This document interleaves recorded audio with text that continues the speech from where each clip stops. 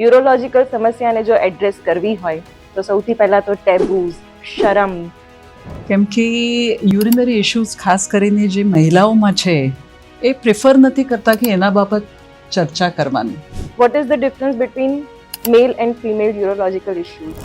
મેલ patients મારા ઘણા બધા છે, ઓલમોસ્ટ 60% મારી પ્રેક્ટિસ મેલ પેશન્ટ્સની છે. એક સર્વે પણ કહે છે કે લગભગ 40% ફિમેલમાં યુરોલોજિકલ પ્રોબ્લેમ્સ વધારે જોવા મળતી હોય છે. જે ફિમેલ્સનું જે યુરિનરી ટ્રેક છે એ દેટ ઇઝ યુરેથ્રા જેને કહેવાય એ બહુ નાની હોય છે. યુરોલોજિસ્ટની મારે જરૂર છે એવી મને ખબર ક્યારે પડે? કે મને આ તકલીફ થાય છે, એ ડૉક્ટર કે જેમને આ તકલીફ મેનેજ કરવાનો એક્સપિરિયન્સ હોય એમની પાસે તમે અમને રિફર કરો. પાણી પીવાથી જ કંઈક મિરેકલ થઈ જવાનું હોય તો કેટલી માત્રામાં પાણી જરૂરી છે? સો બેસિકલી વધારે પાણી આપણે શરીરની અંદર નાખ્યા કરે તો આ પાણી શરીરના બહાર આવતો થશે પેશાબના સ્વરૂપમાં કે વધારે થોડું પાણી પીઓ. હવે વધારે એટલે કેટલું વધારે? તો 24 કલાકમાં is what we need to drink if you are really suffering from UTI. કેવી રીતે મારે પહેલાં તો એ જાણવું પડશે કે મને આ પ્રોબ્લેમ છે? તો ઇન્ફેક્શનના સાઇન્સ જે પ્રમાણે નિરમ્ય કીધું, વારે ઘડી પેશાબ, બળાત્રા, કોઈક વાર તાવ, કોઈક વાર બેકેક, એવું થતું હોય તો ફર્સ્ટ એડવાઇસ અમે આપીએ કે પાણીનું ઇન્ટેક તમે વધારો. હવે પેલ્વિક ફ્લોર આ એવી વસ્તુ છે ને શિવાની, આઈડિયલી મને લાગે સ્કૂલ ગર્લ્સને જ્યારે સેક્સ એજ્યુકેશન અમે આપીએ ત્યારે પેલ્વિક ફ્લોર ટ્રેનિંગ આપવું જોઈએ.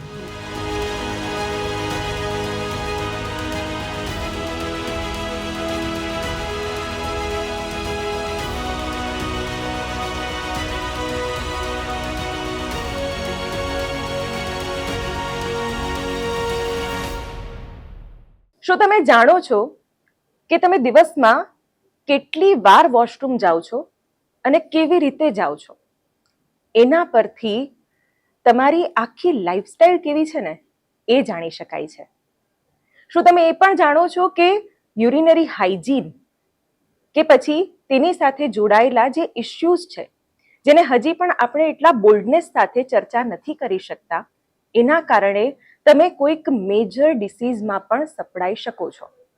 પણ હા, અત્યારની લાઈફસ્ટાઈલ અને અત્યારે જે રીતના માઇન્ડસેટ લોકોમાં બન્યા છે એના કારણે આવા બધા જે ઇશ્યુઝ છે એને ખૂબ જ નોર્મલાઇઝ કરી દેવામાં આવતા હોય છે અને એ નોર્મલાઇઝ કરવાના કારણે ક્યારેક મોટી મુશ્કેલીમાં પણ મુકાઈ જવાનું આવતું હોય છે.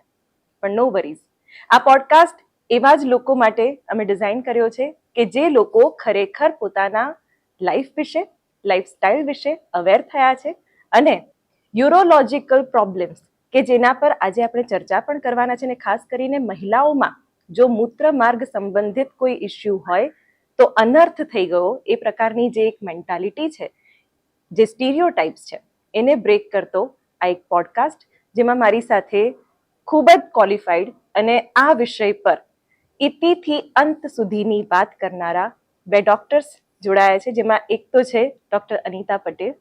ડૉક્ટર અનિતા પટેલની વાત કરીએ તો she is the only female urologist in India.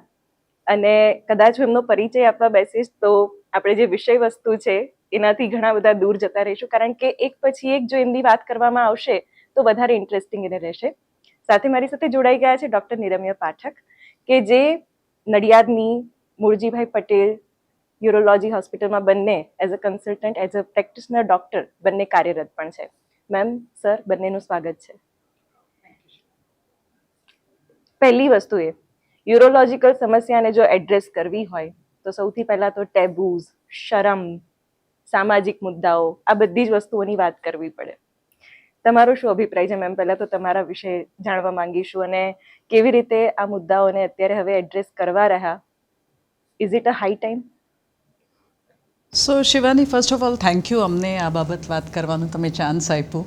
કેમ કે યુરિનરી ઇશ્યુઝ ખાસ કરીને જે મહિલાઓમાં છે એ પ્રિફર નથી કરતા કે એના બાબત ચર્ચા કરવાની.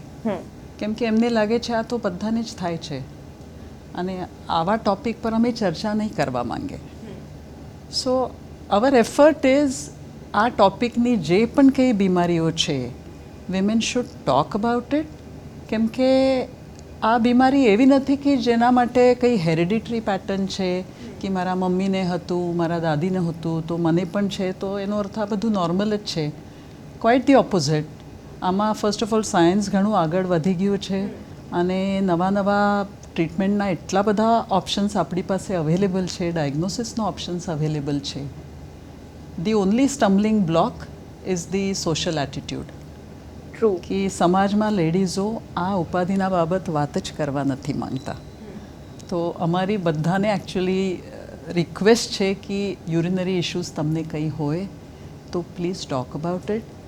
કેમ કે આ ટેબુમાંથી આપણે જો ઉપર આવી જાય તો જ આગળ ડાયગ્નોસિસ અને ટ્રીટમેન્ટની વાત કરી શકશો. તો આઈ થિંક અવર સોસાયટીનો સોચ બદલો, દેશ બદલેગા. બિલકુલ મેમ, દેશના એકમાત્ર યુરોલોજિસ્ટ, એકમાત્ર મહિલા યુરોલોજિસ્ટ, કેટલું બધું ફેસ કરવું પડતું હશે, કારણ કે યુરોલોજી એટલે મોસ્ટલી મેલ અને ફિમેલ બંનેમાં જોવા મળતું હોય છે. તો પહેલાં તો શરમ, ચલો ફિમેલ તો કમ્ફર્ટેબલ થઈ જાય, પણ જ્યારે મેલ પેશન્ટ્સને ટ્રીટ કરવાના આવે તો ત્યારે એ અનુભવ, એ લાગણી કેવો હોય છે, કોઈ ડિસ્કમ્ફર્ટ થતું હોય છે કે કેમ? પ્લસ હું એમાં પણ એક પ્રશ્ન જોડવા માંગીશ કે vote is the difference between male and female urological issues? Okay, so first thing first, I was one of the first few female urologists. પણ એને હવે મને ક્વોલિફાય થઈને ઘણા વર્ષો થઈ ગયા છે ને ધેર આફ્ટર ઘણા બધા લેડીઝો છે જે મારા જેવા ક્વોલિફિકેશનના ઇન્ડિયામાં છે અને ઘણું સારું કામ કરતા છે. But yes, I agree, I was one of the first few કે જેમને આ કરિયર લીધી અને ખાસ કરીને લેડીઝોના જે યુરિનરી પ્રોબ્લેમ છે આવામાં મને ખાસ ઇન્ટરેસ્ટ હતું પહેલાંથી જ. તો આ બ્રાન્ચ ડેવલપ કરવામાં મને પોતાને ઇન્ટરેસ્ટ હતું અને being at the right place Muljibhai Patel હોસ્પિટલમાં મને it was like a gold mine કે જેમાં અમે સોસાયટીને હેલ્પ કરી શકીએ આ બધા પ્રોબ્લેમ્સના બાબત. મેલ પેશન્ટ્સ મારા ઘણા બધા છે, ઓલમોસ્ટ 60% મારી પ્રેક્ટિસ મેલ પેશન્ટ્સની છે. એન્ડ આઈ થિંક ટ્રીટિંગ ડૉક્ટરનો પણ જેન્ડરનો વિચાર નહીં કરવો જોઈએ અને પેશન્ટના જેન્ડરનો પણ વિચાર નહીં કરવો જોઈએ. આ વિચાર મારા માઇન્ડમાંથી નીકળી જાય તો પછી મને પેશન્ટ ઇઝ અ યુરોલોજિકલ પેશન્ટ, ભલે લેડીઝ છે કે જેન્ટ્સ છે. તો મારી એટીટ્યૂડમાં કંઈ ચેન્જ ન થાય. અગ્રીડ, ફિમેલ પેશન્ટ્સ મને બતાડવા માટે વધારે ફ્રી હોય છે કેમ કે એમને લાગે હું એમને સમજી શકું. એમને જે શરમ આવે મેલ ડૉક્ટરને બતાડવામાં એ મારી સામે ન હોય. But having said that, male patients and female patients both મારા સામે ઇક્વલી કમ્ફર્ટેબલ છે. મારા માઇન્ડમાં પેશન્ટનો જેન્ડર વિચાર જ નથી આવતો, પણ women are more comfortable with મી.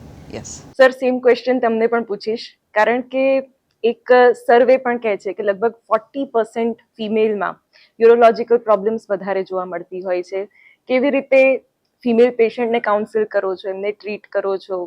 ક્યાંક વિશ્વસનીયતાનો પણ સવાલ આવી જતો હોય છે, પણ કેવી રીતે એક સારું અને હેલ્ધી એટમોસ્ફિયર તમે પેશન્ટ માટે પણ ક્રિએટ કરતા હોવ છો? બહુ વેલિડ ક્વેશ્ચન છે તમારો, કારણ કે this is part of our daily practice. અમે રેગ્યુલરલી આવા પેશન્ટ જોતા આવીએ છીએ અને આપે સ્ટેટિસ્ટિક્સ કીધું એ that is also perfectly right.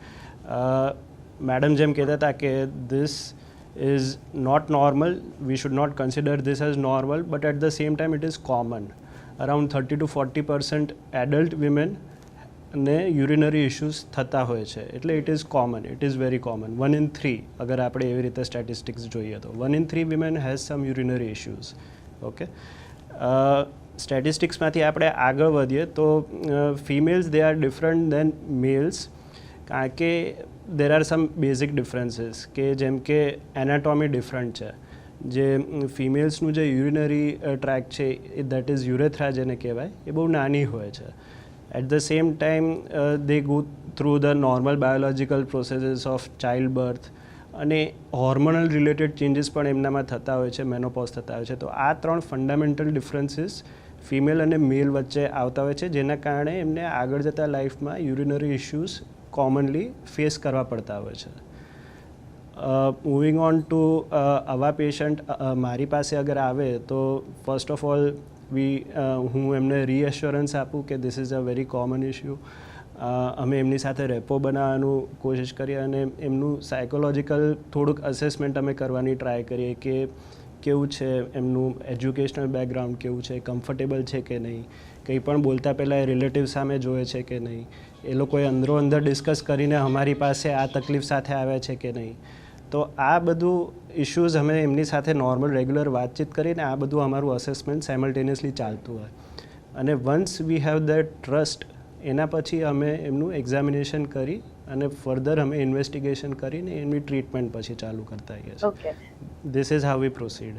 Ma'am, female પેશન્ટ્સમાં સૌથી પહેલાં તો ઘરમાં જ વાત કરવી એક બહુ મોટો ચેલેન્જ થઈ જતું હોય છે, કારણ કે આ રીતના ઇશ્યુઝ હોય એટલે એને પહેલાં તો એણે પોતાની માનસિક સ્થિતિને સ્વસ્થ કરવી પડતી હશે કે મને આ શું થઈ ગયું છે.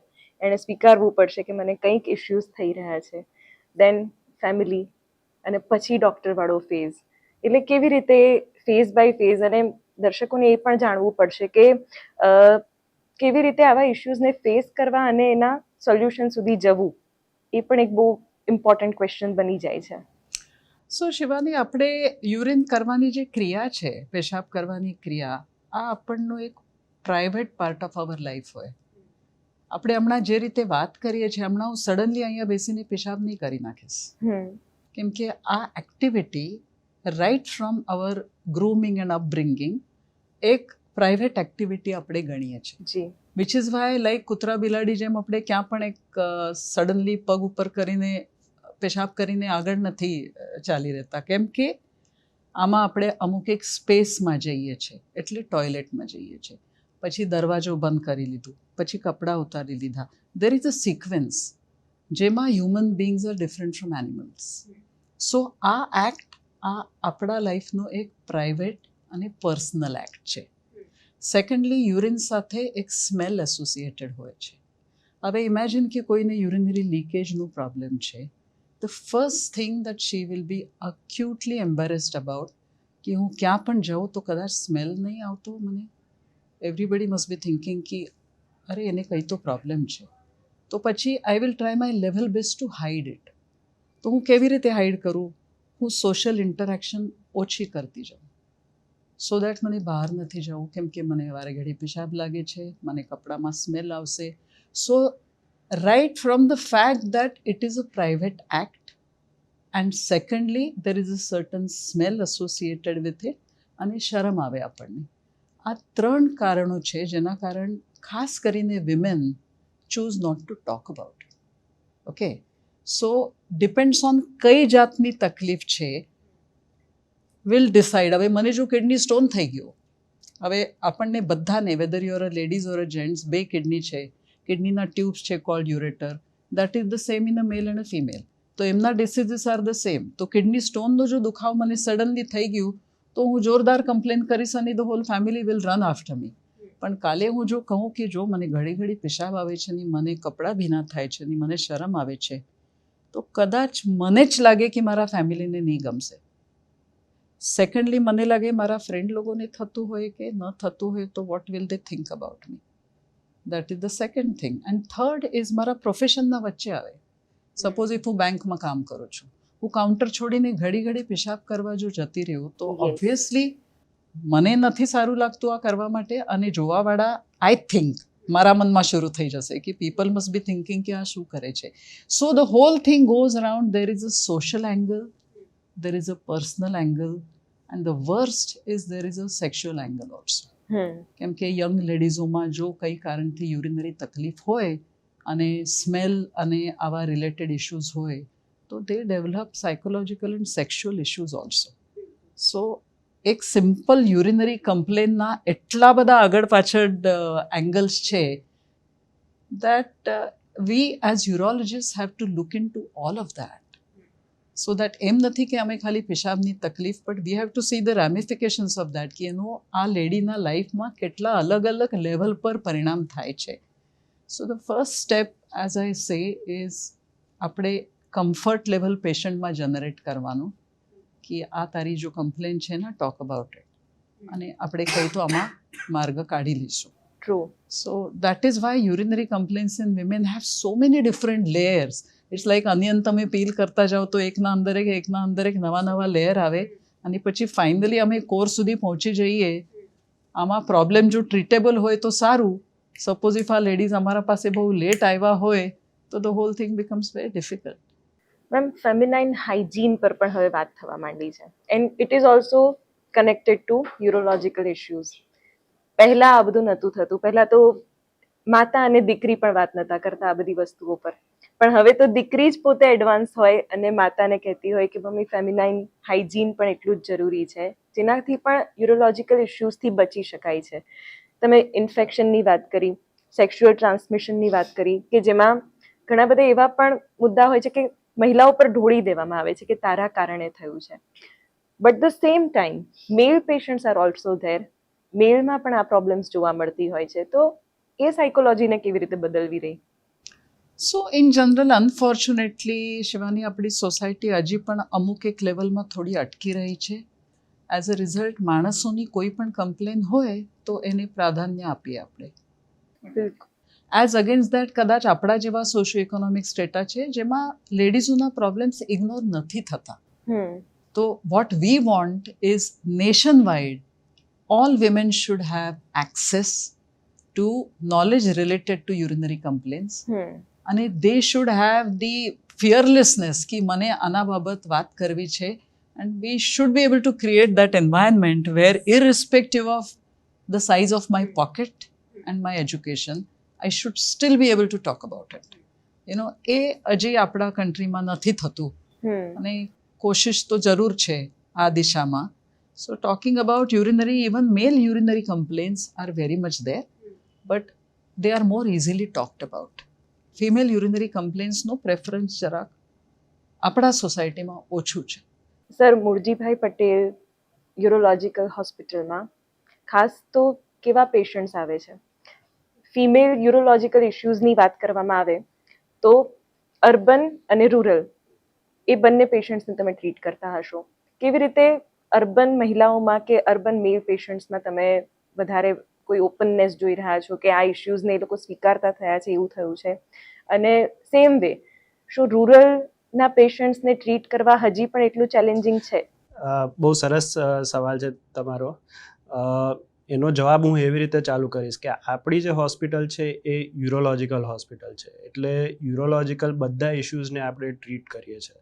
ભલે એ કોમન પબ્લિકમાં કિડની હોસ્પિટલ તરીકે પ્રખ્યાત છે, પણ 50 વર્ષ સુધી આપણી હોસ્પિટલ આ ફિલ્ડમાં અગ્રેસર છે અને યુરોલોજિકલ બધા ઇશ્યુઝને આપણે મેનેજ કરીએ છીએ.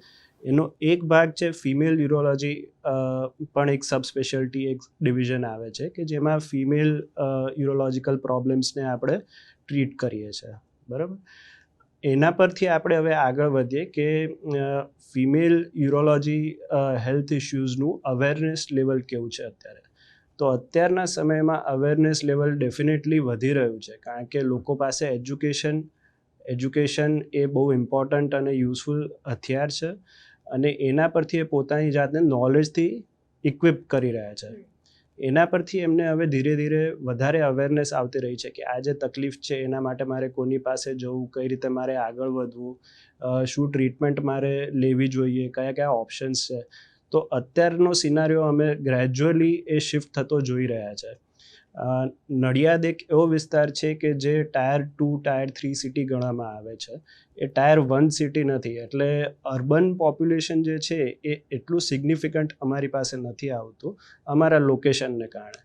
રૂરલ પોપ્યુલેશનને જ અમે પહેલેથી અહીંયા આગળ અમે જે સર્વિસ આપી રહ્યા છે, અમે મેઇન આજુબાજુના ગામ અને આ ખેડા ડિસ્ટ્રિક્ટમાં અમે અમારી સર્વિસ ફોકસ કરી રહ્યા છે. અને એના માટે જ અમારી પાસે જે પબ્લિક આવી રહી છે, જે પ્રકારના લોકો આવી રહ્યા છે, એ લોકોનું શરૂઆતમાં એજ્યુકેશનલ લેવલ ઓછું હતું, ફાઇનાન્શિયલ કેપેસિટી નથી, અને એમાં પણ હવે ઇમ્પ્રુવમેન્ટ થઈ રહ્યું છે. એટલે અમારી પાસે એવા હવે લોકો આવી રહ્યા છે કે જેમનું ફાઇનાન્શિયલ કેપેબિલિટી અને અવેરનેસ અને એજ્યુકેશન લેવલ પણ વધારે સારું છે. એટલે ઇન અ વે આખી society as a whole it is progressing positively. હું એક આમાં એડ કરવા માંગુ. હવે તમે આ પોડકાસ્ટ કરો છો તો social media plays such an important role, isn't it? Yes. કે હવે આ એક પોડકાસ્ટ જોઈને સપોઝ ઇફ 15 લેડીઝો આ પોડકાસ્ટ જોયું તો immediately they will talk about it કે અરે આ લેડીઝોના પિશાબના પ્રોબ્લેમના બાબત આ પોડકાસ્ટ છે, આ જરા જોવાલાયક છે. So now social media is playing such an important role. અને હાથમાં ગૂગલ આંટી બેસેલા છે બધાના Yes. હાથમાં, તો આપણે જરા કંઈ થાય તો તરત ફોન ખોલીને લોકોની ટેવ છે આજકાલ. પણ આઈ થિંક એનો થોડુંક એડવાન્ટેજ પણ છે. બિલકુલ. And let me share one fun fact. કદાચ ગુજરાતી ભાષામાં ગુજરાતનો આ યુરોલોજિકલ ઇશ્યુઝને સેન્ટ્રિક આ પહેલો પોડકાસ્ટ છે. સો ઇટ વિલ બી, અને એ પણ હું બહુ જ ક્વોલિફાઈડ ડોક્ટર સાથે આ કરી રહી છું, અને મને પોતાને ઘણા બધા ક્વેશ્ચન્સ છે, કારણ કે ઘણી વખત આવા ઇશ્યુઝ જેની સાથે આપણે ઇમોશનલી પણ કનેક્ટ કરી લેતા હોઈએ છીએ, કારણ કે ઘરમાં જોયા હોય, ઘરની ફિમેલ્સમાં ઇશ્યુઝ જોયા હોય, તો મને પણ ઘણું બધું જાણવા અને જોવા મળી રહ્યું છે કે એકચ્યુઅલી આ ઇશ્યુ શું છે, અને એની સાથે જો આ સરાઉન્ડેડ નોલેજ પણ મળતું હોય તો it's very useful for our viewers also. So 3 main topic છે જે આપણે કવર કરી શકીએ. First is depending on the age group.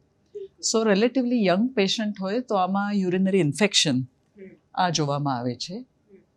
થોડુંક આપણે મિડલ એજ થઈ જાય, લેટસ સે 35 to 40, તો પછી અમુક એક પ્રેગ્નન્સી સાથે જે ઇશ્યુઝ પેદા થઈ શકે. પ્રેગ્નન્સીમાં કદાચ વારે ઘડી પેશાબના ઇન્ફેક્શન પણ થઈ શકે, વારે ઘડી પેશાબ જવું પડે, અથવા રેરલી પ્રેગ્નન્સી અને ડિલિવરી પછી થોડાક યુરોલોજિકલ કોમ્પ્લિકેશન પણ થઈ શકે. સો આ એજ ગ્રુપમાં ધોઝ પ્રોબ્લેમ્સ આર સીન. અને ઉંમર વધે, એઝ ડૉક્ટર નિરમ્ય ઓલરેડી સેડ કે લેડીઝોના શરીરમાં અમુક એક ફેઝિસ હોય, જેમાં યંગ ગર્લ્સમાં હોર્મોનલ ચેન્જીસ શરૂ થાય, મિડલ એજમાં પ્રેગ્નન્સી અને ડિલિવરી જે માણસોમાં કોઈ વાર નહીં થાય, અને as we reach our late 40s and 50s લેડીઝોમાં પીરિયડ બંધ થવાની સ્થિતિ શરૂ થાય. Yes. Now that is also a time જેમાં હોર્મોનના ઘણા બધા ફેરફાર થાય શરીરમાં, અને આ ટાઈમના યુરિનરી કમ્પ્લેન્ટ્સ અલગ હોય.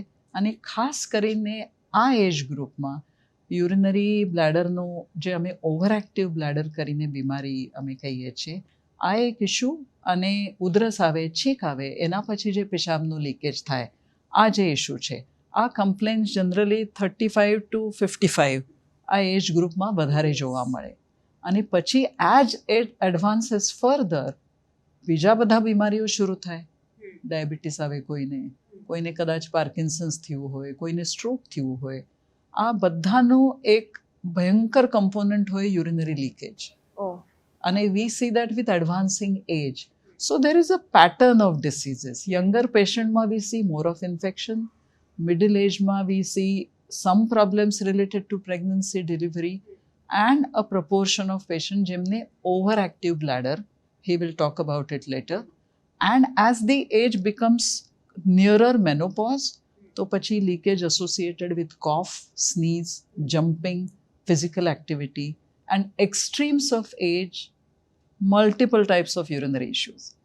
સો આ બધા 4 ફેઝિસના કન્ડિશન્સ આપણે થોડું like a buffet we will try and cover that. બિલકુલ ma'am. That's okay for you. In fact તમે જ હમણાં બહુ સરસ વાત કરી કે વેલનેસ અને ઇલનેસ, આ બંને વચ્ચે પણ હવે ડિફરન્શિએટ કરવું ખૂબ જરૂરી છે. વેલનેસ એટલે જે તમે તમારા માટે કરો છો એ, ઇલનેસ કે જે ડૉક્ટર પાસે જઈને ટ્રીટ કરાવવું જરૂરી છે. હવે વેલનેસ પ્રોડક્ટ્સ પણ આજકાલ ઘણી બધી માર્કેટમાં ટ્રેન્ડ છે, જેમાં કોલાજન બૂસ્ટર એની ઘણી બધી વાત થતી હોય છે. મેં તમારા વિશે જેટલા પણ પોડકાસ્ટ ને એ બધું જોયું છે, એમાં તમે કોલાજન વિશે પણ ઘણી બધી વાત કરી છે. તો શું પેલ્વિક ફ્લોર કે કોલાજન, આ બધી જે ડિસ્કશન થઈ રહી છે એ એકચ્યુઅલ સેન્સમાં કેટલી વર્થ છે, અને એનો કઈ ઉપયોગ છે યુરોલોજિકલ ઇશ્યુઝને લઈને, એના વિશે કંઈક કહેજો. So firstly, what is pelvic floor? So pelvic floor is એક જાતનું શીટ ઓફ મસલ હોય. અને આપણા શરીરને હું હવે તમને હાથથી બતાડું કે આપણે જ્યારે એનિમલ્સ હોય તો આ ફ્રન્ટ લેગ્સ છે, આ બેક લેગ્સ છે. એનિમલ્સ આર ક્વોડ્રુપેડ, એટલે 4 પગ છે. હવે હ્યુમન થઈ ગયા તો આપણે ફ્રન્ટના જે 2 પગ હતા એના હાથ બની ગયા, ને આ હવે 2 પગ થઈ ગયા. So now I am like this, I am no more like this. હું આમ ઊભી થઈ ગઈ, અહીંયા સપોર્ટ નથી. યસ. તમે પ્રાણીઓને જો તો પેશાબ કરે તો અહીંયાથી આમ કરે. They don't need a support over here. As our body becomes upright, center પોર્શનમાં સપોર્ટ નથી. અહીંયા એક મસલનું શીટ છે which is called pelvic floor. Pelvic ફ્લોરનો અર્થ એક ઇમ્પોર્ટન્ટ મસલનું શીટ છે જેના ઉપર કોલાજન ટિશ્યુનું કવર હોય છે.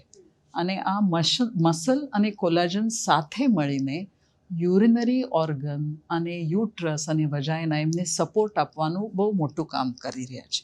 ઓકે, હવે આ ટિશ્યુઝ જો વીક હોય તો પછી યુરિનરી ઓર્ગનનો સપોર્ટ લૂઝ થઈ જાય. ઘણા બૈરાઓને પેલ્વિક ઓર્ગન્સ નીચે સ્લીપ થાય, જેને આપણે પ્રોલેપ્સ કહીએ છીએ. ઘણાના યુરિનરી કંટ્રોલના સ્નાયુ લૂઝ બની જાય.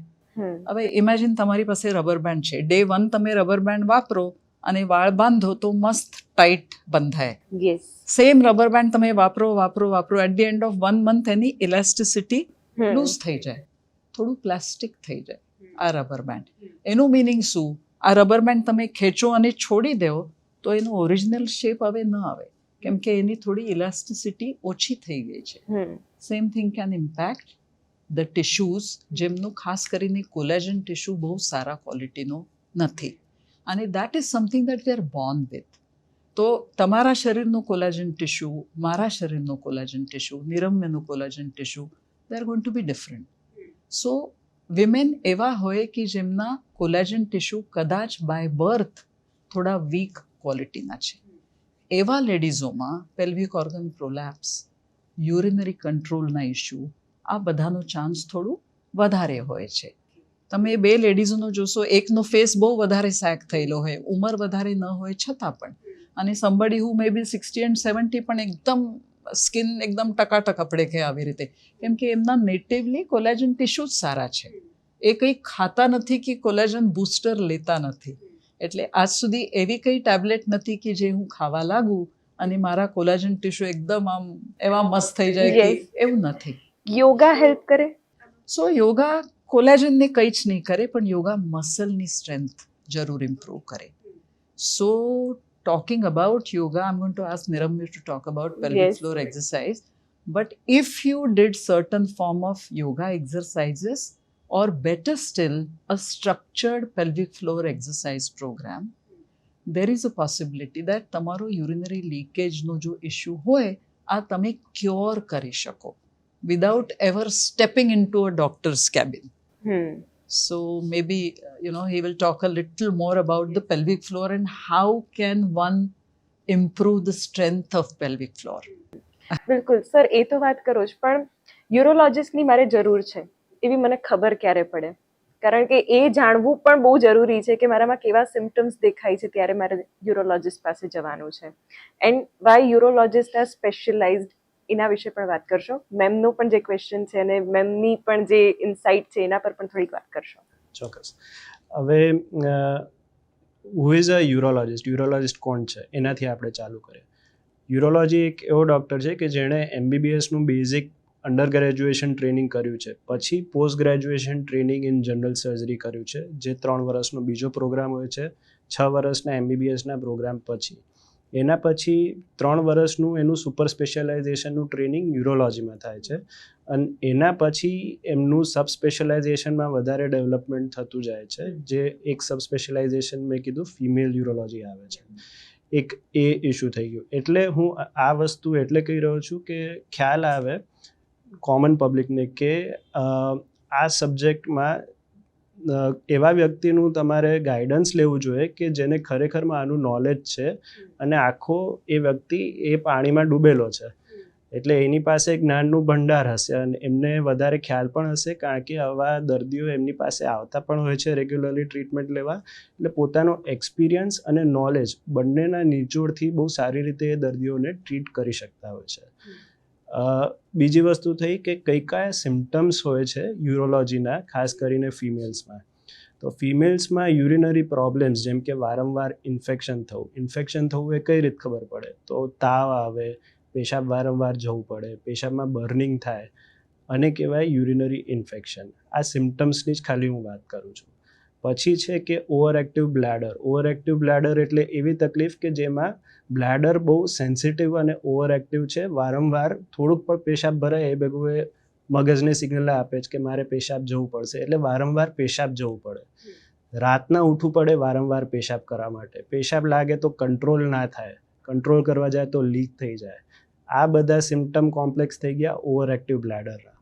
પછી આવે છે સિમ્ટમ્સ કે સ્ટ્રેસ યુરિનરી ઇન્કોન્ટિનન્સ.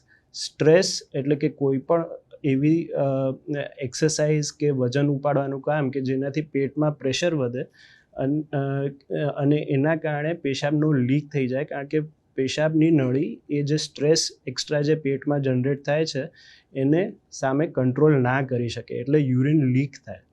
તો યુરિન લીક થવું જ્યારે પણ વજન ઉપાડવા પર કે કફિંગ કરવા પર કે હસવા પર એને સ્ટ્રેસ યુરિનરી ઇન્કોન્ટિનન્સનું સિમ્પટમ કોમ્પ્લેક્સ કહેવામાં આવે છે.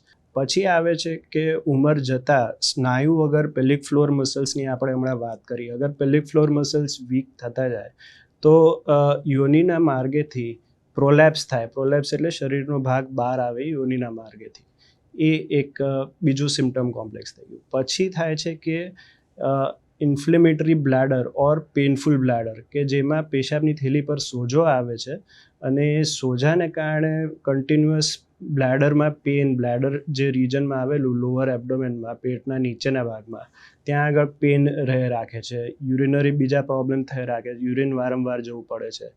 આ આવે છે ઇન્ફ્લેમેટરી બ્લેડર ઓર પેઇનફુલ બ્લેડર, એટલે કે પેશાબની થેલીના સોજાના સિમ્ટમ્સ.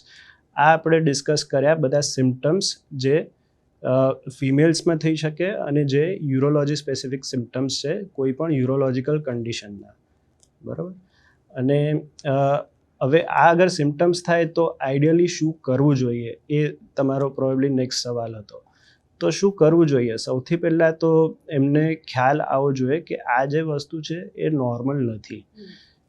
અગર એમને એ પહેલાં રિયલાઇઝેશન થશે કે આ નોર્મલ નથી, તો એમને નેક્સ્ટ રિયલાઇઝેશન સ્ત્રીઓને એ આવશે કે આના માટે મારે સારું થવું છે, મારે આ તકલીફ સાથે જીવવું નથી, કારણ કે આ મારી ક્વોલિટી ઓફ લાઈફને અફેક્ટ કરે છે.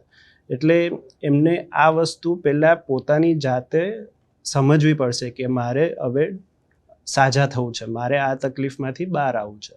પછી એમને એમના ફેમિલી મેમ્બર્સ સાથે ડિસ્કસ કરવું જોઈએ કે મને આ તકલીફ થાય છે, ભલે કોમન હશે પણ આ નોર્મલ નથી અને મને સાજા થવું છે. એટલે ફેમિલી મેમ્બર્સને પણ આની સિરિયસનેસ, આની ગંભીરતા સમજાવવી જોઈએ. અને પછી એ લોકોએ એમના ફેમિલી ડૉક્ટરની સાથે ડિસ્કસ કરવું જોઈએ કે મને આ તકલીફ થાય છે, તમે આના માટે મને કોઈ સારા યુરોલોજિસ્ટ કે એ ડૉક્ટર કે જેમને આ તકલીફ મેનેજ કરવાનો એક્સપિરિયન્સ હોય એમની પાસે તમે અમને રિફર કરો. એટલે પછી દર્દી અમારી પાસે આવે છે અને પછી અમારો રોલ એમને મેનેજમેન્ટ કરવામાં, એમની સારવાર કરવામાં ચાલુ થતો હોય છે. મેમ, સોશિયલ મીડિયાની તમે વાત કરી. સોશિયલ મીડિયા પર ઘણી બધી વોટ્સએપ યુનિવર્સિટીઝ પણ એક્ટિવ હોય છે, જેમાં કહેવામાં આવે છે કે તમારે વેઇટ લોસ કરવો હોય ભરપૂર પાણી પીવો. પણ ખરેખર એ જરૂરી છે? અને જો પાણી પીવાથી જ કંઈક મિરેકલ થઈ જવાનું હોય તો કેટલી માત્રામાં પાણી જરૂરી છે? સો બેસિકલી હરેકની પાણીની રિક્વાયરમેન્ટ અલગ હોય અને આ થોડું બોડી વેટના ઉપર ડિપેન્ડન્ટ છે, હાઇટ બોડી કેટલી છે, મારું એજ શું છે. પણ રફલી સ્પીકિંગ 18 વર્ષનું એડલ્ટ છે, અ યંગ ગર્લ એજ 18, નોર્મલ ફિઝિકલ એક્ટિવિટી હોય તો રફલી about 1500 to 1800 milliliters all liquids put together, એટલા જ લિક્વિડની જરૂરત હોય. એના કરતાં વધારે તમે જો પાણી લેવો અથવા લિક્વિડ લેવો તો એટલો વધારે પેશાબ તમે કરી નાખશો. સો બેસિકલી વધારે પાણી આપણે શરીરની અંદર નાખ્યા કરે તો આ પાણી શરીરના બહાર આવતો હશે પેશાબના સ્વરૂપમાં. ઓકે, સો આમાં કંઈ એડવાન્ટેજીસ નથી. તો પછી મને કેવી રીતે ખબર પડે કે મારા શરીરની જરૂરત કેટલી છે પાણીની? તો આપણને thirst is a very beautiful mechanism. આપણને ભૂખ લાગે તો આપણે જમીએ છીએ, તો આપણને તરસ લાગે તો આપણે પાણી પીએ છીએ. તો આપણને જો ડિહાઇડ્રેશન થતું હોય તો આપણી બોડી આપણને કહે છે કે તમને હમણાં પાણી પીવું જરૂરી છે. ફોર એક્ઝામ્પલ, હું જિમમાં જાઉં 1 કલાક, તો for that gymming I should drink over and above what I am already going to consume. So suppose if daily હું 1600 અથવા 1800 milliliters પાણી લેવું છું, પણ હું 1 કલાક જો જિમમાં વિગરસ ફિઝિકલ એક્ટિવિટી કરવા માંગું તો એનું અલાવન્સ મારે અલગ રાખવું જોઈએ, રફલી 750 milliliters to a liter. How do I know કે મેં પાણી કરેક્ટ પીધેલું છે? તો યુરિનરી કલર આપણો લાઇટ યલો રહેવું જોઈએ. ઘણા લોકોને લાગે કે મારો પેશાબનો કલર પાણી જેમ છે, દેટ મીન્સ હું કરેક્ટ પાણી પીઉં છું. એકદમ પાણી જેમ પેશાબ નો કલર નહીં રહેવું જોઈએ. દેર is a pigment in that and urine should be slightly yellow in colour. પણ એકદમ ડાર્ક યલો પણ હોય દેટ મીન્સ કદાચ તમે પાણી ઓછું પીઓ છો. So adequate water is about 16 to 1800 ml for an adult who is doing normal activity. ચાલવાનું, ફરવાનું, કોલેજ જઈ આવવાનું, ઘરમાં જે એક્ટિવિટી કરતા હોય, દાદર ચડતા હોય, પણ જીમ માટે એક્સ્ટ્રા અલાઉન્સ. હવે કલ્પના કરો કે આ યંગ ગર્લને યુરિનરી ટ્રેક્ટ ઇન્ફેક્શન થયું. હવે કેટલું પાણી પીવાનું? હવે આમાં ડબલ એજેડ એવું હોય કે યુરિનરી ટ્રેક ઇન્ફેક્શનમાં જે રીતે નિરમ્યએ કીધું કે વારે ઘડી પેશાબ જવું પડે, બળાત્રા થાય, કોન્સ્ટન્ટ સેન્સેશન હોય, તો આવા પેશન્ટો વધારે જો પાણી પીતા રહ્યા તો પછી એમનો પેશાબ હજી વધારે બને. તો want they go more frequently? That means even worsening of their symptom. પણ આમાં there is a reason why we recommend drinking more water. કેમ કે પેશાબ આપણને ડાયલ્યુટ જોઈતું હોય. That is the time that we want to produce dilute urine. Because પેશાબમાં જે જંતુ હોય, જે બેક્ટેરિયા હોય, એનું પ્રમાણ મારે ઓછું કરવાનું હોય. અને કોન્સન્ટ્રેટેડ યુરિન એસિડિક હોય, એસિડિક યુરિનથી બળાત્રા વધે. હું જો થોડી ડાયલ્યુટ યુરિન પાસ કરું તો બેક્ટેરિયાનું પ્રમાણ ઓછું થાય, યુરિન લેસ એસિડિક થાય. બેક્ટેરિયાને એસિડ ગમે, બેક્ટેરિયાને અલ્કલી યુરિન નથી ગમતી. તો if you make a dilute urine which is less acidic, આ નેચરલ રેમેડી થઈ ગઈ યુટીઆઈની. સો આપણા નોર્મલ પાણીના ઇન્ટેક કરતાં યુટીઆઈના પેશન્ટોને અમે રેકમેન્ડ કરીએ કે વધારે થોડું પાણી પીઓ. હવે વધારે એટલે કેટલું વધારે? તો 24 કલાકમાં 2.5 to 3 litre is what we need to drink if you are really suffering from UTI. Now imagine somebody who's got kidney stones. હવે આજનો આપણનો ટોપિક કિડની સ્ટોન્સ નથી, કેમ કે આ માણસોમાં પણ થાય, લેડીઝોમાં પણ થાય. પણ કિડની સ્ટોન કોઈને થયા હોય, એની વારે ઘડી થતા હોય, તો અમે એમને કહેશું કે કદાચ તમે 4 લીટર પણ પાણી પીઓ, પણ that is specific for that. હવે આજકાલ એક ફેડ આવ્યું છે કે વધારે પાણી પીવાનું. હવે અમારા એટલા બધા પેશન્ટો છે જે 5 લીટર 6 લીટર પાણી પીતા છે. So they spend half of their life in the washroom. Now આટલું બધું પાણી પીવો નોટ ઓનલી અનનેસેસરી છે, but it can be dangerous to the body. કેમ કે you can dilute the electrolytes inside your body. In fact you can feel completely washed out by drinking too much of water. So there is no advantage whatsoever in drinking excess water, but adequate water is required. વધારે પાણી પીવું, ઓછું પાણી પીવું એ તો બરાબર છે, પણ જ્યારે લાઈફસ્ટાઈલની વાત આવે તો અત્યારે લોકોની લાઈફસ્ટાઈલ પણ ઘણી અલગ પ્રકારની થઈ ગઈ છે, જેમાં ક્યારેક 8-8 કલાક એક જ જગ્યા પર બેસીને તમારે કામ કરવાનું છે. ત્યારે આ પ્રકારના ઇન્ફેક્શન માટે કે કેટલી વખત તમે યુરિન જાઓ છો, કેવી રીતે યુરિન જાઓ છો, એ વિશે પણ ક્યારેક નેગ્લિજન્સ ઓટોમેટિકલી આવી જતું હોય છે, કારણ કે એવા બિઝી શેડ્યુલ્સ પણ હોય છે. તો એવા સમયે કેવી રીતે એક વ્યક્તિને ક્લિક થઈ શકે કે ના, મને આ ઇશ્યુ થઈ રહ્યો છે, એના વિશે તમારી કોઈક એક્સપર્ટ એડવાઇસ? બહુ સરસ સવાલ છે, અને હું આ સવાલનો એવી રીતે જવાબ આપવા માંગીશ કે કોઈ પણ તકલીફ સાથે, યુરોલોજિકલ તકલીફ સાથે અગર પેશન્ટ અમારી પાસે આવે તો સૌથી પહેલાં અમે એમની લાઈફસ્ટાઈલ જાણવાનું કોશિશ કરીએ. કારણ કે આ એવો સબ્જેક્ટ છે ફિમેલ યુરોલોજીનો કે જેમાં 60 to 80% પેશન્ટ્સમાં અમે ખાલી લાઈફસ્ટાઈલ મોડિફિકેશન કે physiotherapy, pelvic floor muscle exercise, એનાથી ઓલમોસ્ટ અમે 60 to 80% લોકોને ઓપરેશન કે મિનિમલ ઇન્વેઝિવ સર્જરી ઓપ્શન્સ આપ્યા વગર અમે ટ્રીટ કરી શકીએ છીએ. તો સૌથી પહેલાં અમે સવાલ એમની લાઈફસ્ટાઈલ જાણવા માંગતા હોઈએ છીએ. સવાલ અમે એવી રીતે પૂછીએ કે એમની શું બેઝિક લાઈફસ્ટાઈલ છે, અને ખાલી લાઈફસ્ટાઈલ મોડિફિકેશનથી જ ઓલમોસ્ટ 20 to 30% પેશન્ટ્સને અમે કમ્પ્લીટલી ક્યોર કરી શકીએ. પછી આવે છે બીજા નોન ઇન્વેઝિવ ટ્રીટમેન્ટ ઓપ્શન્સ, જે પછી આવે છે. હવે લાઈફસ્ટાઈલ મોડિફિકેશનમાં શું અમે એડવાઇસ કરતા હોઈએ છીએ, જેમ કે અગર કોઈ પેશન્ટને ઓવર એક્ટિવ બ્લેડરના સિમ્ટમ્સ છે, જેમ કે વારંવાર પેશાબ જાય છે, એને રાતના ઉઠવું પડે છે યુરિન પાસ કરવા માટે, પેશાબ લાગે તો તરત જવું પડે, નહીં તો લીક થઈ જાય. અગર આવું કોઈ પેશન્ટ આવે છે અમારી પાસે તો અમે એમને બ્લેડર ઇરિટન્ટ્સ અમુક કહેવાય, અમુક ખાવાની વસ્તુ છે, અમુક પીવાની વસ્તુ છે, એ અવોઇડ કરવાનું, એમને બેઝિક ફ્લુઇડ અને ફૂડમાં કઈ રીતે મોડિફિકેશન કરવું જેનાથી એમની આ તકલીફ ઓછી થઈ જાય. બેઝિક અમે એડવાઇસ આપીએ છીએ. પછી અમે એમનું ફ્લુઇડ ઇન્ટેક જાણીએ, જેના માટે અમે બેઝિક એક ક્વેશ્ચનર, એક ડાયરી છે એ અમે એમને આપીએ. એમાં અમે જાણીએ કે કેટલું પ્રવાહી દિવસનું પીએ છે, ક્યારે એમને યુરિન કરવા જવું પડે છે, કેટલી માત્રામાં પ્રવાહી પીએ છે, કેટલું ફ્રિકવન્ટલી એમને રાતના ઉઠવું પડે છે. એ બધું બસ એક સિમ્પલ ક્વેશ્ચનરથી અમને ખ્યાલ આવી જાય કે એમનું કેટલું બેઝિક પ્રોબ્લેમ છે અને કઈ વસ્તુથી એમને વધારે બોધર થાય છે. તો એને અમે simple lifestyle modification, fluid intake, પાણીનું પ્રમાણ તમે ઓછું કરો, આ ટાઈમ પછી ઓછું પીવો, રાતના નહીં જવું પડે. બેઝિક લાઇફસ્ટાઇલ એડવાઇસીસથી જ અમે ઘણા બધા પેશન્ટોના પ્રોબ્લેમ અમે સોલ્વ કરીએ છીએ. ઓલમોસ્ટ 1/3 પેશન્ટ્સને અમે ખાલી લાઇફસ્ટાઇલ મોડિફિકેશનની એડવાઇસ આપીને જ અમે ટ્રીટ કરી શકીએ છીએ. મેમ, હું 35 વર્ષની છું અને જો મને કોઈ આ પ્રકારના ઇશ્યુઝ થાય છે, યુરોલોજિકલ પ્રોબ્લેમ્સ થાય છે, તો મને એ સમજાવો કે મારે શું કરવું જોઈએ સ્ટેપ બાય સ્ટેપ, અને કેવી રીતે મારે પહેલાં તો એ જાણવું પડશે કે મને આ પ્રોબ્લેમ છે. ઓકે, ફર્સ્ટ ઇઝ આપણે ઇન્ફેક્શનની વાત કરતા હતા. We partly covered it. Infections can be seen young છોકરીઓમાં as well as middle aged 30-35 year old લેડીઝમાં. તો ઇન્ફેક્શનના સાઇન્સ જે પ્રમાણે નિરમ્ય કીધું, વારે ઘડી પેશાબ, બળાત્રા, કોઈક વાર તાવ, કોઈક વાર બેકએક, એવું થતું હોય તો ફર્સ્ટ એડવાઇસ અમે આપીએ કે પાણીનું ઇન્ટેક તમે વધારો, અને instead of 1600-1800 you probably need to drink 2.5 to 3 litre.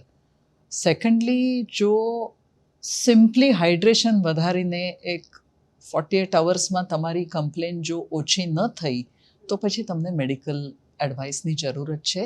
Simple family ડૉક્ટરને કોન્ટેક્ટ કરીને they will usually ask you to get a urine examination done. આપણે યુરિન રૂટીન અને માઇક્રોસ્કોપી કરીએ છીએ, અને એનો રિપોર્ટ આવવા પહેલાં જો ડૉક્ટરને શક ઘણું સ્ટ્રોંગ હોય ઇન્ફેક્શનનો, તો તમારા ફેમિલી ડૉક્ટર તમને અમુક એક જાતના એન્ટીબાયોટિક ચાલુ કરશે. યુઝ્યુઅલી 5 દિવસ antibiotic by mouth is good enough. અને યુરિન રિપોર્ટમાં આપણને ખબર પડે કે આમાં સચ્ચે જ ઇન્ફેક્શન છે કે નથી. અને આ 5 દિવસના સિમ્પલ એન્ટીબાયોટિકથી જો ઇન્ફેક્શન મટી ન ગયું તો પછી આપણને જરા એક્સપર્ટ એડવાઇસની જરૂરત પડે. That is where we come in the picture. કે એમાં અમુક એક પેશન્ટને આપણને સોનોગ્રાફી કરવી પડે, અમુક એક પેશન્ટોને કદાચ ઇન્ટ્રાવિનસ એન્ટીબાયોટિક આપવા પડે જો તાવવાળું ઇન્ફેક્શન હોય તો, અને અમુક એક પેશન્ટને થોડા ફેન્સી તપાસ કરવા પડે, for example CT scan. Now એ બધું જરા થોડી આગળની વાત થઈ. So simple thing, hydrate yourself, take antibiotic after medical advice, અને યુરિનનો રૂટીન તપાસ કર્યા પછી. યુરિનરી ઇન્ફેક્શનમાં પણ તમને વારે ઘડી પેશાબ જવું પડે, પણ દેર is another condition cold over active bladder. હવે બાળકો કેવી રીતે ઓવર એક્ટિવ હોય, એટલે એક જગ્યા પર બેસે જ નહીં, કન્ટિન્યુઅસલી ચુળબુળ. યુરિનરી બ્લેડર ઓવર એક્ટિવ જ્યારે હોય ત્યારે જરા પેશાબ જમા થાય તો જોરદાર સિગ્નલ આપે, જઈ આવો. અને આ એટલો પાવરફુલ સિગ્નલ હોય કે હું જે કરું છું આ છોડીને મને ભાગવું પડે. આ પ્રોબ્લેમ કોમનેસ્ટ, તમે જે એજ ગ્રુપ મને હમણાં પૂછ્યું 30 to 35, આમાં આ પ્રોબ્લેમ મોસ્ટ કોમનલી જોવામાં આવે છે. એના કારણો ઘણા છે. વેરી કોમન કારણ ઇન્ફેક્શન, પણ આપણે ઇન્ફેક્શન જો છોડી દીધું તો ઘણા બધા પેશન્ટોમાં અમુક એક કારણ અમે પકડવાનું અમને મુશ્કેલ થઈ જાય. તો આમાં અમે ઇડિયોપેથિક ઓવર એક્ટિવ બ્લેડર, ઇડિયોપેથિક એટલે જેનું કંઈ સિરિયસ કારણ નથી પણ છતાં પણ બ્લેડર ગલત સિગ્નલ આપે છે. તો આવા પેશન્ટોને અમે first thing we tell them is lifestyle advice. Okay. Second thing is we train their pelvic floor. હવે પેલ્વિક ફ્લોર આ એવી વસ્તુ છે ને શિવાની, આઈડિયલી મને લાગે સ્કૂલ ગર્લ્સને જ્યારે સેક્સ એજ્યુકેશન અમે આપીએ ત્યારે પેલ્વિક ફ્લોર ટ્રેનિંગ આપવું જોઈએ. They should be made aware of their pelvic floor so that they don't start doing exercises when they become incontinent. જી. હું ડૂબવા જાઉં ત્યારે હું સ્વિમિંગ શીખવા માંગુ છું, પણ એના હું પહેલાંથી જ સ્વિમિંગ શીખેલી છું તો પછી હું ડૂબીશ જ નહીં. તો હવે પેલ્વિક ફ્લોર એક્સરસાઇઝ એટલે શું એ જ તમને ખબર નથી, એન્ડ ફર્સ્ટ ટાઈમ તમે સાંભળો છો જ્યારે તમે ઓલરેડી 40+ છો અને પછી મેનોપોઝ આવી ગયું છે, મસલ્સ વીક થવા લાગેલા છે. Instead it is far better આપણે યંગ ઉંમરમાં શીખી લઈએ. તો હવે પેલ્વિક ફ્લોર એક્સરસાઇઝ એટલે શું કરવાનું હોય, તો આપણા જે પેલ્વિક ફ્લોરના યોનિના જગ્યાના જે સ્નાયુ હોય આ આપણા બ્રેનના કંટ્રોલના નીચે હોય. They are voluntary muscles. હમણાં મને આ હાથ આમ કરવું છે તો my brain is telling me this is the hand lifted. Similarly pelvic ફ્લોરનો મસલ જો છે આ બ્રેન સાથે વાત કરી શકે. હવે પેલ્વિક ફ્લોરનો મસલ કેવી રીતે આઈડેન્ટિફાય કરવાનો? તો આપણે જ્યાંથી સંડાસ કરીએ છીએ, ટોયલેટ કરીએ છીએ, ત્યાંનો મસલ તમે ટાઈટ કરી શકો. બધાને ખબર પડે આ મસલ કયું છે. આ મસલ તમે ટાઈટ કર્યું તો ઓટોમેટિકલી પેલ્વિક ફ્લોરના બધા આજુબાજુના સ્નાયુ ટાઈટ થઈ જાય. આ મસલ તમે ટાઈટ કરીને ઘડિયાળમાં જોઈને 5 સેકન્ડ ટાઈટ અવસ્થામાં રાખવાના અને પછી 10 સેકન્ડ લૂઝ કરવાના. કેમ કે એની મસલ જેને આપણે એક્સરસાઇઝ કરીએ એને વિશ્રાંતિ પણ એટલી જ જરૂરત છે. તમે જીમ જોઈન કરો, ફર્સ્ટ ડે 1.5 hour એક્સરસાઇઝ કરો, નેક્સ્ટ ડે તમે બિસ્તર પકડી લેશો કેમ કે you have done too much. So any muscle જેનું આપણે એક્ટિવિટી કરવી હોય, 5 સેકન્ડ ટાઈટ કર્યું પેલ્વિક ફ્લોર, 10 સેકન્ડ લૂઝ કર્યું અને એ તમે 10 વાર રિપીટ કરવાનું. So that becomes a set. આ એક સેટ સવારે કર્યું, એક બપોરે કર્યું અને એક રાત્રે કર્યું. દેટ મીન્સ 24 અવર્સમાં તમે ઓલરેડી 30 ટાઈમ્સ એક્સરસાઇઝ કરી લીધું. 10-10ની એક સેટ થઈ ગઈ. વન્સ યુ આઈડેન્ટિફાય પેલ્વિક ફ્લોરની એની તાકાત ધીરે ધીરે તમારી વધી જાય તો મસલનો બલ્ક વધી જાય. તમે મને પૂછ્યું હતું ને કે યોગાથી આપણે મસલ વધારે કે કોલાજન વધારે? યોગાથી આપણે મસલ વધારે. કેવી રીતે મસલ વધારે? તમે જીમ જાઓ તો ફર્સ્ટ ડે એકદમ સ્લેન્ડર છો, at the end of 6 months સરસ તમને આ બલ્જ કેમ આવે મસલનું? મસલનું બલ્ક વધે. સિમિલરલી પેલ્વિક ફ્લોરમાં મસલનું બલ્ક વધી જાય અને we are now better equipped to deal with urinary leakage. Okay, હવે એનો ઓવર એક્ટિવ બ્લેડરમાં ક્યાં સંબંધ છે? હવે ઓવર એક્ટિવ બ્લેડરમાં તમને જ્યારે સિગ્નલ મળે જોરદાર પેશાબ લાગ્યું છે તો don't run to the washroom, sit down somewhere અને પેલ્વિક ફ્લોર તમે ટાઈટ કરો. આમાં શું થાય ખબર? There is a circuit in the body. બ્રેને સિગ્નલ આપેલું છે પેશાબ શરૂ કરી શકે, પણ જો દરવાજો જ તમે નહીં ખોલ્યું તો પેશાબ બહાર નહીં આવે. આ દરવાજાની ચાબી તમારા પાસે છે. તમે જો પેલ્વિક ફ્લોર ટાઈટ કરી લીધું તો પછી દરવાજો ન ખુલે તો પછી બ્લેડર કામ નહીં કરી શકે. બટ ઇન્સ્ટેડ તમે જો ભાગીને જાઓ વોશરૂમ તો આ પેલ્વિક ફ્લોરને ટાઈટ થવાનું મુશ્કેલ થઈ જાય. You will end up dripping urine on the way. So don't run, stop whatever you are doing, sit down somewhere અને tighten the pelvic floor. That will stop your bladder contraction. આવો circuit જ છે. એટલે હું button switch કરું તો light આવે. આમાં કેટલું બધું સર્કિટ છે, આમાં પણ ઘણું સર્કિટ જ છે, પણ એનું કંટ્રોલ આપણા હાથમાં છે. બિલકુલ. તો ઓવર એક્ટિવના પેશન્ટોને અમે આ કહીએ છીએ કે જોરદાર અર્જ આવી ગઈ, control, tighten the pelvic floor, relax it fully and you will be surprise કે હવે મને એકચ્યુઅલી એટલી જોરદાર અર્જ આવતી નથી. Now you have the time to go walk to the washroom in your own sweet time. That means now you feel you're in control. That is what we want women to learn and understand. And if they understand that, then they slowly go on training their bladder. એટલે જ્યારે મને જોરદાર signal આવે, suppose if I am not ready to go, I should not run, but I should check when was the last that મેં પેશાબ કર્યું હતું. 2 કલાક થઈ ગયા છે. Is it okay if I go now? Yes, conventionally it is okay because we all pass urine every 2-3 hours. But if it is just 10 minutes and I still want to go, તો પછી I will make sure I'm not going to listen to my bladder. There is a reason bladder is here and not here. True. But if bladder sits here, it starts ruling our brain. That means તમારો આખો દિવસ will be guided by your urinary bladder. You don't want that to happen. So which is where pelvic floor becomes the king in all these kind of urine related issues.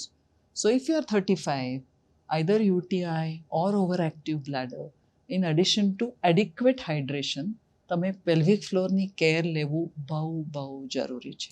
Sir, એકદમ સરસ conversation જઈ રહ્યું છે અને આપણા જેટલા પણ viewers છે એમને ઘણું બધું જાણવા પણ મળી રહ્યું છે. જે વસ્તુઓને નોર્મલાઇઝ કરવા જેવી નથી એ પણ એમને ખ્યાલ આવી રહ્યો છે. હવે ખાસ તો એ વાત કરવી છે કે MPUHમાં કેવી રીતે ટ્રીટમેન્ટ્સ થતી હોય છે, કેવી રીતે કાઉન્સેલિંગ થતું હોય છે, એની એડવાન્સ ટેકનોલોજી કેવી રીતે તમે ઉપયોગમાં લો છો, AI જનરેશન છે, તો કેવી રીતે ટેકનોલોજી સાથે સારવાર એને કમ્બાઈન કરીને કેવી રીતે ઇમ્પ્લિકેશન થતું હોય છે અહીંયા, એના વિશે કહેશો?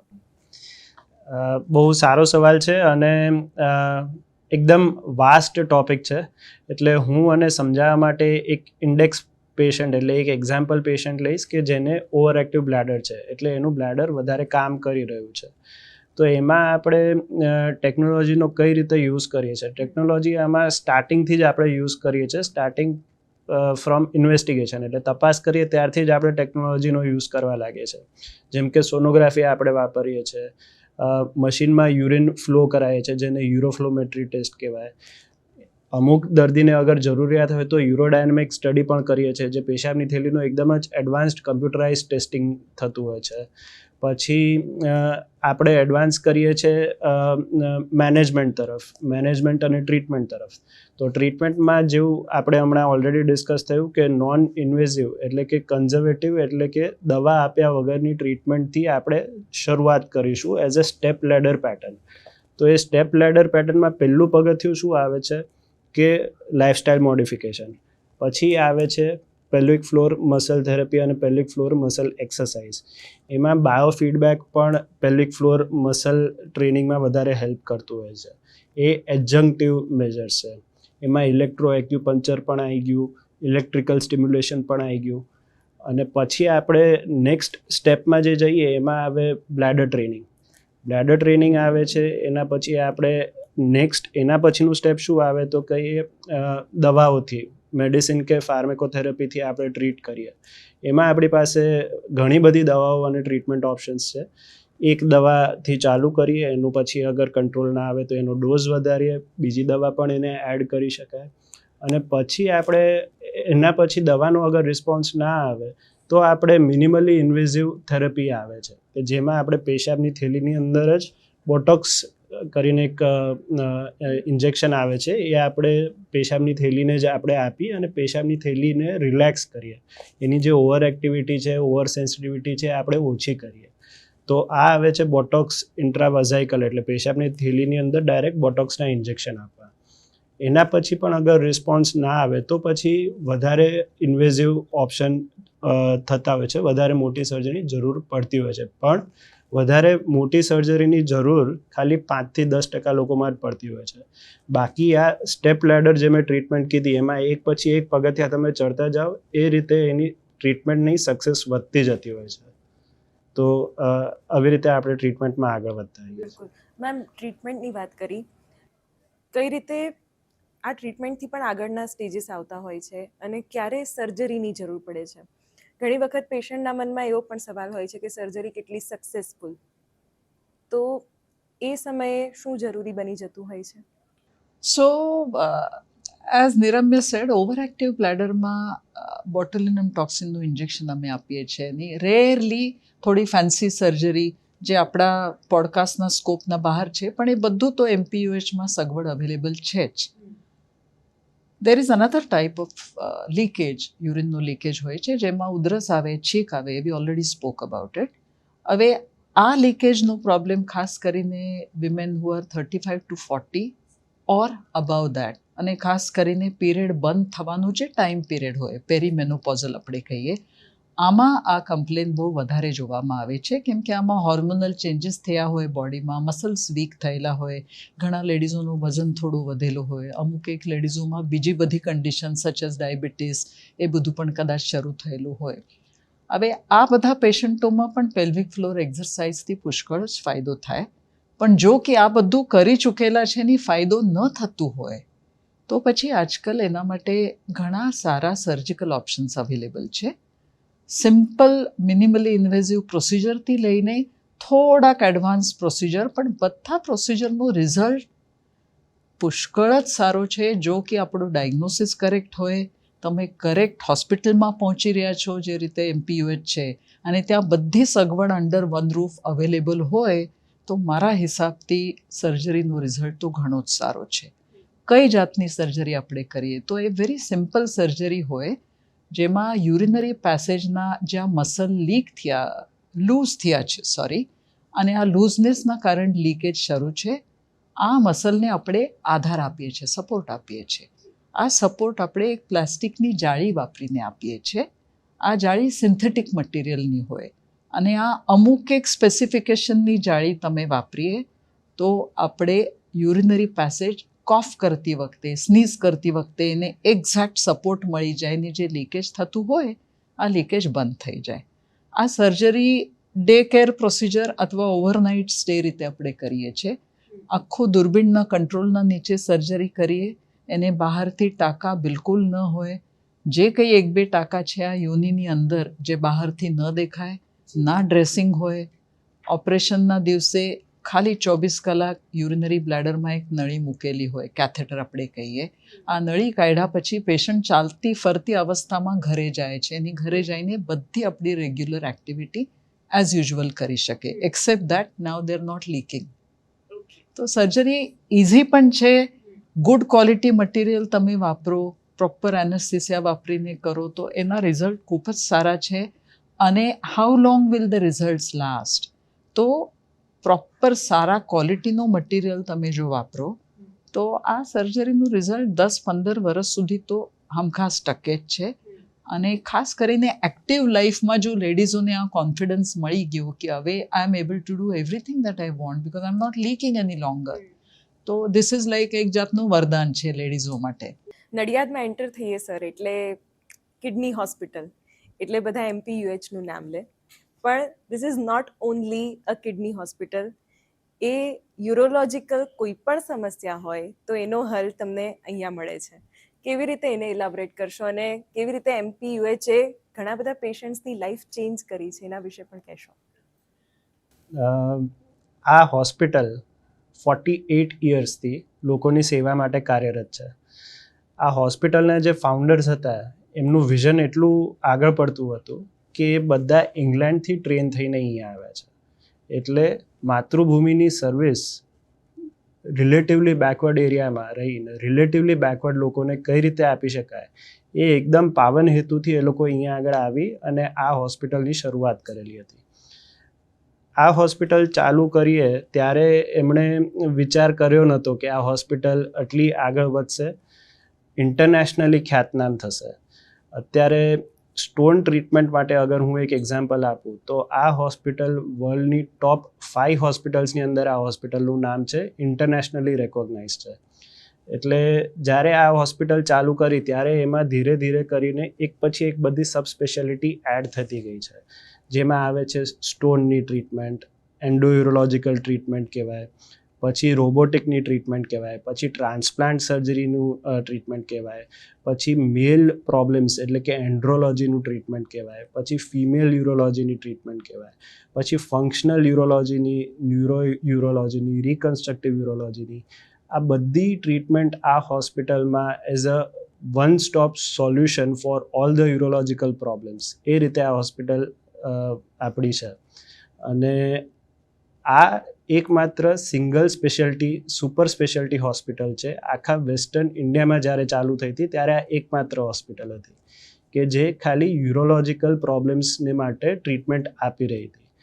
તો આ હોસ્પિટલની ખાસિયત છે. અને આટલા સમયથી, આટલા વર્ષોથી લોકોની સેવા કરતી આવી છે એટલે એક્સપિરિયન્સ પણ સામે એટલો જ મલ્ટીપ્લાય થતો રહ્યો છે. અને at the same time academics and research પર પણ એટલું જ ફોકસ રહ્યું છે. એટલે અમે લેટેસ્ટ ટેકનોલોજી સાથે અમે અપડેટેડ રહી શક્યા છે. અમે ઇન્ટરનેશનલ કોન્ફરન્સીસ અટેન્ડ કરી, ઇન્ટરનેશનલ લોકો સાથે અમારે મળવાનું થાય, નેશનલ ફેકલ્ટીઝને નેશનલ CMEs અટેન્ડ કરી અમે અમારું નોલેજ અને ટેકનોલોજીનું અડોપ્શન બંને રેગ્યુલરલી અપડેટ કરતા રહીએ છીએ. આ અમારી સ્પેશિયાલિટી છે આઈ થિંક. બિલકુલ મેમ, હવે આપણે પોડકાસ્ટના અંત ભાગ તરફ જઈ રહ્યા છીએ. એક તમારી ફાઇનલ કમેન્ટ અમારી ફિમેલ વ્યુઅર્સ માટે, કેવી રીતે પોતાની હેલ્થ, યુરોલોજિકલ ઇશ્યુઝ એને સ્વીકારવું, એનું સમાધાન કરવું, શું કહેશો એક મેસેજ? હું એક જ કહીશ કે યુરિનરી ઇશ્યુઝ ભલે કોમન છે પણ એમની આજકાલ ટ્રીટમેન્ટ પણ એટલી જ કોમન છે. તો ડોન્ટ થિંક કે અરે આમાં કંઈ નહીં કરી શકે, રિઝલ્ટ ના આવે, હું ક્યાં જાઉં મને ખબર નથી. તો first of all talk about it, family સાથે ડિસ્કસ કરો. કેમ કે તમને કદાચ એટલું નોલેજ નથી એટલું સાયન્સ એડવાન્સ થઈ ગયું છે. જે ટ્રીટમેન્ટ તમને અનટ્રીટેબલ અથવા નોટ અવેલેબલ લાગતી હતી એ બધું આજે પોસિબલ છે. પણ ખાલી તમે એના બાબત પહેલાં વાત કરશો તો ડૉક્ટરને ખબર પડશે. તો my first message, talk about it. Second thing is આમાં કંઈ શરમની વાત નથી. પેશાબ કરવાનું આ એક શારીરિક ક્રિયા છે. જે રીતે જ્યાર સુધી હાર્ટ બીટ થાય ત્યાર સુધી કિડની યુરિન પ્રોડ્યુસ કરશે. જ્યાર સુધી કિડની યુરિન પ્રોડ્યુસ કરે ત્યાર સુધી કિડની સ્ટોરેજ ઓર્ગન કામ કરતો રહેશે. કિડની સ્ટોરેજ ઓર્ગન એટલે બ્લેડર. તો બ્લેડરના કોઈ પણ પ્રોબ્લેમ હોય તો આમાં there is no shame in that. તો first of all overcome that શેમ.